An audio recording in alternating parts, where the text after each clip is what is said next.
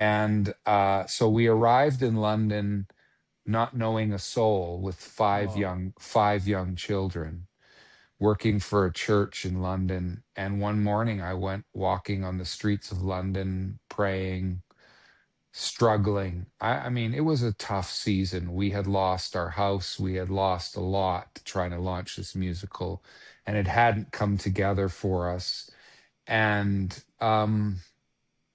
all of a sudden, there was this like energy crackling through the atmosphere Whoa. all around me. It was like I was being visited by the presence, by the love of God. And then I heard it come.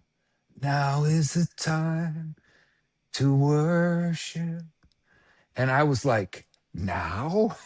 You know, like now I'm out here. I am walking the streets. I'm struggling with my faith. I've tried to be faithful. I've tried to walk in the way I believe you want me to walk. Yeah.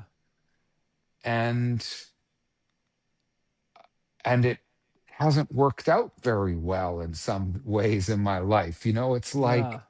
it's like this project collapsed. We lost all of our money, our house. Our son has Fragile X syndrome and will require care for the rest of his life. Like, where where are you? Mm. What the heck is going on? Yeah. And come, Yeah. now is the time. you know that, which is why I wrote, by the time I got home, all I had was the opening line and this profound experience that I was being invited to come to worship, but just as I was, like Yeah. with my brokenness. I wasn't together. I wasn't like dressed in my Sunday finest. I was in Yeah. my sweatpants going for an exercise walk on the streets of London. Yeah. And so I wrote phrases like "come just as you are," Yeah. because I wanted it to be, if I was going to sing it and if anybody else was going to sing it, it had to be an invitation for them to come as they were, not with no pretense, no pretending. And yeah, and then so surprised, what happened with that song. A couple of weeks later, I tried it out with our local church in London where I was leading, and within weeks, we started hearing reports of it being sung around the world. It hadn't even been recorded.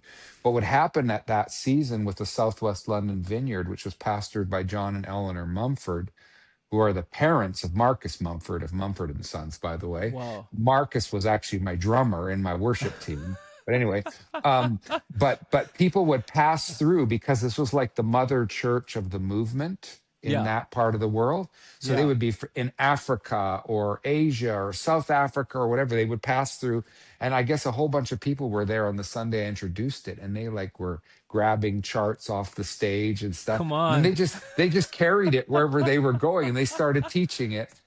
And they started with mistakes in it or whatever, not even the Yeah. final version. It was just funny. So it just, something happened, and I was like barely hanging on to my faith. Mm. And which is why I wrote it the way I wrote it. And so it's been a gift to see what's happened with that song, like out of my own brokenness Yeah. and bewilderment, Wow. something good still came.